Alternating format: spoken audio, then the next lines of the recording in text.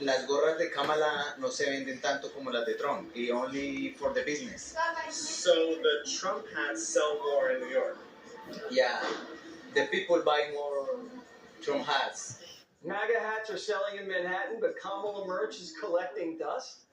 Well, it makes sense because Kamala can't even sell herself. After the convention, nominees barnstormed the battlegrounds, but Kamala took the week off. Today, she talked to high school students at band practice. Our country's counting on all of you. You are leaders.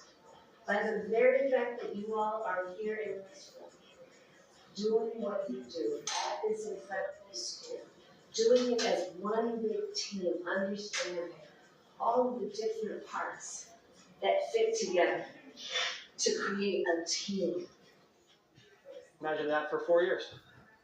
I don't know if she realizes it, but most high school kids can't vote. And where did the crowds go? Same thing happened in 2019. She made a big splashy entrance, huge crowds, adoring media, and once voters focused on her, she fizzled out. We're watching the fizzle. Kamala peaked last week and hasn't won a single news cycle since RFK endorsed Trump. She's getting cooked by Republicans, and the media can't defend her because they don't know what she believes, and neither does the Harris campaign. They stole no tax on tips, build the wall, and now Kamala says she's not for electric car mandates, even though she just said she was. Will everyone have to drive electric cars? Well, by my plan, by 2045, we will have basically zero emission vehicles, only 100%. The media is asking the Kamala Harris campaign why she keeps changing positions, and the Kamala Harris campaign can't even answer. The vice president has changed her position on fracking in Pennsylvania. Do you know why she's changed her position? Listen, I mean, she's been very clear here. She's proud of the work that she's done as a part of this administration, making sure that American energy production is at an all-time high. But on fracking, was there something that changed her mind, specifically during the 4 years of the Biden presidency?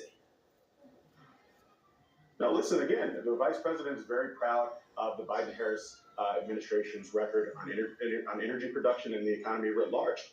He gave the same answer both times, which was nothing. The media is more confused with the Harris people than they are with the Biden people, because at least Biden knew his own policies. So how's the media supposed to defend the Harris campaign if the Harris campaign can't even defend themselves? Unrealized gains, taxing unrealized gains just doesn't seem fair in any sense of the word.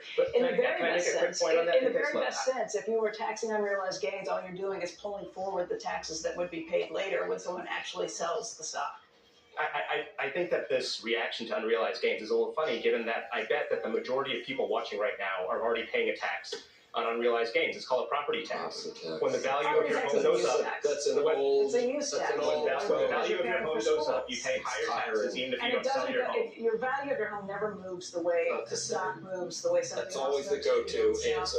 It's also, property tax is a use tax. You're paying for the schools, you're paying for emergency services. Those are things that make absolute sense. These Kamala surrogates are well-paid professional spinners, and they're getting roasted on cable.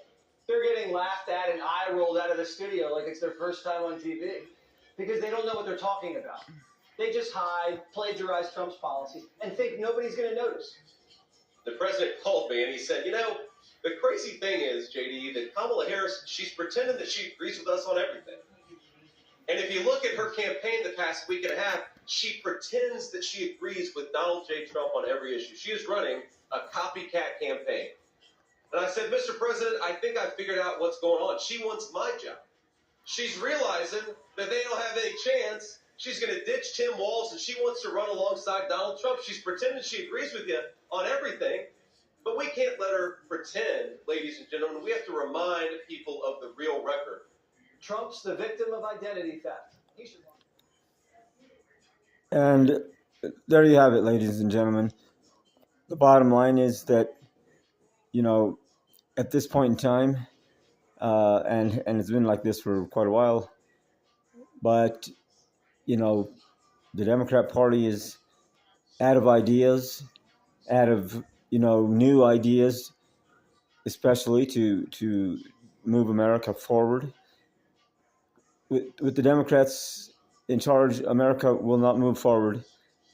it will move, it will go backwards, or it will just stay spinning its. We will stay spinning our tires until America starts to go off backwards or off the side of a muddy hill, as it were.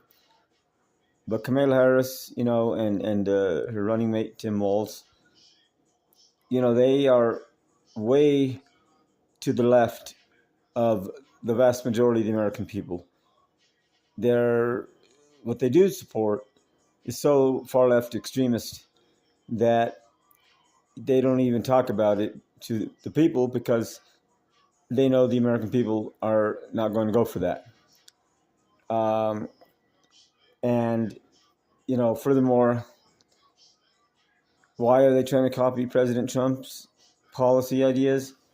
Because even they know that President Trump's policy ideas are logical, common sense, winning policies that will move America forward, that put America first and the American people first, and that truly will get our economy moving once again. We do need to start drilling for oil in America, because we have the most oil reserves in the world, the best quality oil. Almighty God has blessed America with the most, with the best of natural resources of any nation.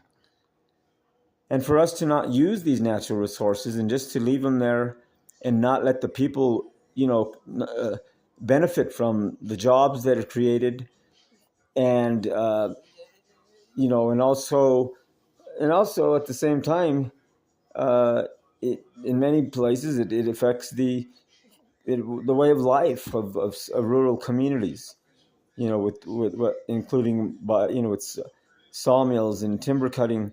We have more. And I'm not saying that this is something they're thinking about, because I haven't heard anything about this, but that's an example of our natural resources that we are letting go to waste. And with oil too. Why are we buying oil from the Arab countries when we have our own oil? And what happens there is we get involved with the politics of the Arab countries, the Muslim countries that are right now, as you know, embroiled in infighting and fighting against Israel. Good night. God bless you all.